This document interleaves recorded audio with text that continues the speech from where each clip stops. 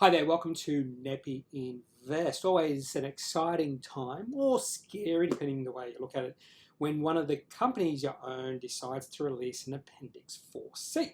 It can go a number of ways, well really only two ways. It can go up, down, I suppose it could go nowhere, it could just go flat.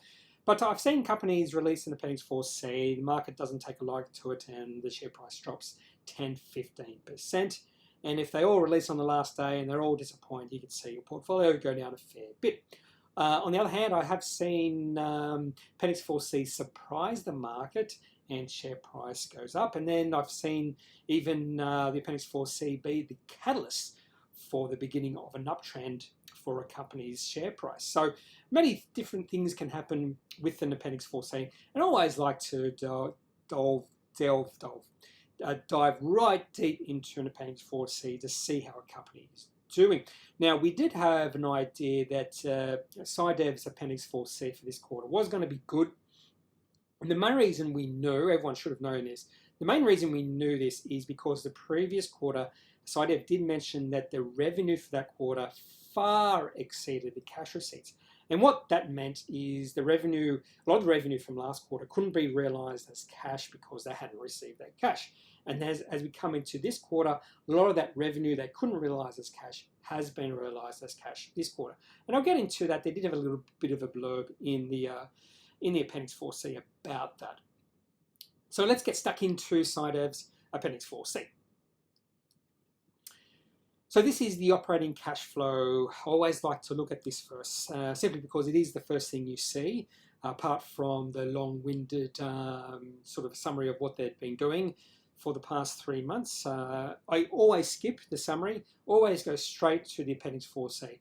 The first thing I always look at is the operating cash flow. Receipts from customers, you can see here it's $10.3 million. Then I go straight to see whether they're cash flow positive or negative in operations. And in this case, for this quarter, SciDev was positive to the tune of $1.8 million. So a very good quarter. And you can see the previous quarter because we have year to date, so the last 6 months, the previous quarter, they did have about $5.7 million in receipts. So they've almost doubled their receipts in a quarter. But that's something we half expected. So the next thing I did is go through the investing and financing. And if you go to the start of the quarter, they had cash of $5.6 million. So if you add in the operations, investing and financing cash flows, they ended the quarter at $7.1 million of cash. So that's quite good. You can see in the financing section, they did exercise some options and they received $95,000 out of that. And they did repay some borrowings to the tune of $219,000, which leads me to the next slide. Debt. So in section 7 of the Appendix 4C, there is a sort of financing facilities section. So you can see how much borrowings they have, and you can see some of the details of those borrowings. For instance, the interest rates. So in this instance, SciDev have facilities open to them of $7.9 million. And they've only drawn about $1.1 million of those facilities. You can see some of the interest rates on those facilities are quite high. One of them is 15%, even though the facility limit of that is only $350,000. And another one is 24%. And it says the invoice purchase facility. So I don't know why that's quite high. And they have a facility amount of $5 million. So they don't want to have too much debt or too much facilities drawn with the interest rate of 24%. So you can see why, even though we're in a very low interest rate environment for companies like SciDev on the small end of the scale, some of their finance facilities can have really high interest. So debt is still not a good thing for companies like SciDev to have. And this is the main reason. I just wanted to point this out. I always want to look at the financing facilities section to make sure a company isn't getting into too much debt because it could lead to long-term problems, even medium-term problems. So the main thing I really want to look at is the trending cash receipts. So you can go to these numbers in isolation. 10 points, whatever it was, million is good in isolation. But is it going down or is it going up? So of course, I did a little bit of a table graph of the cash receipts going back to when they started on the ASX, which was April 2017. And they might have started before that, but they started getting cash receipts in April 2017. And you can see it didn't grow much for the first few years, but from July 19 to October 2019, that's when they started to really increase their cash receipts. That's when the company found an inflection point, and the cash receipts have just grown significantly from then. So I've put a little bit of an exponential curve there to see if it fits. It doesn't quite fit. It's actually growing greater than the curve I put in there. And I've also included CQGR. So what is CQGR? You might have heard of CAGR, which is a compound annual growth rate. So this is the compound quarterly growth rate of cash receipts, and we've got a number of 38%. So if I saw a compound annual growth rate of receipts or revenue of 38%, I would be very impressed. That's quite good, that's quite high. But this is the compound growth rate of the quarterly cash receipts. Quarterly, not annual, quarterly. So you can see this company is really growing their cash receipts quite strongly, and in turn growing their revenue, becoming profitable, cash flow positive. So everything is going positive for SciDev. So a lot of this company has a lot of potential, and at the moment they're really fulfilling that potential.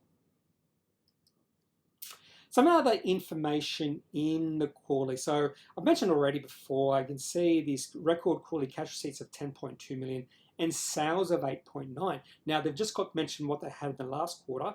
So cash receipts were 5.6, but sales of 9.4. So you can see that discrepancy in the last quarter between receipts and sales was almost $4 million. So a lot of that $4 million then fell in this quarter.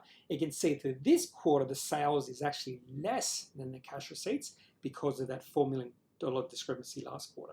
So there is a chance that next quarter's cash receipts will be lower than this quarter's cash receipts. So that's something I'm aware of right now.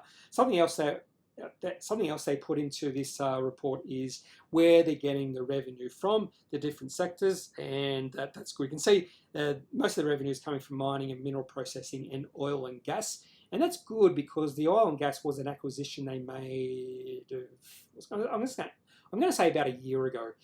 Construction infrastructure and wastewater, they're not getting much traction out of that yet. So everything's in mining, mineral processing, and oil and gas. Now I'm very bullish about this commodity or the commodities for the next few years. I think we're potentially at the start of a commodity bull run. It's just potential at this stage. Doesn't mean it's going to happen, but I'm very bullish in the long term or the medium term commodities, which SciDev could be a part of because of the space they're in. So now I'm going to just show you, sorry, you can't see me now, but I'm going to show you the 1 year daily chart. So not much has happened in the past year. If you go from the share price 1 year ago to the share price now, it's almost flat. But ever since May, we do see a bit of an uptrend developing. So what I've done is there's 3 lows in June, September, and December, and I've just connected those lows. And whenever you see the share price get towards that bottom of that trend, you can just see the share price pop up. So it's sort of the bottom end of that trend line now. So this trend is an upward sloping trend. You see there's a bit of a top there too. So it's trading between that range, or range trading. And I think there's a potential when we get the next high, it could be towards $1 or so. So I am fairly bullish about SciDev's future, and the chart is looking pretty good. It's a slow sort of uptrend, nothing too great. You could even trade this if you really wanted to. At the moment, I'm not going to really bother trading SciDev. It's just going to be in my long-term growth portfolio, and that's where it's going to stay for a while until the story changes.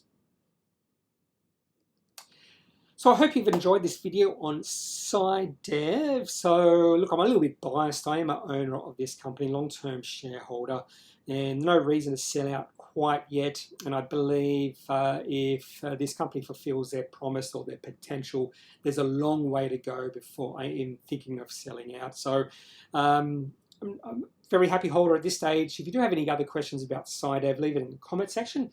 I can't guarantee I'll answer them, or can't guarantee I'll answer them soon because I do have a backlog of comments to get through.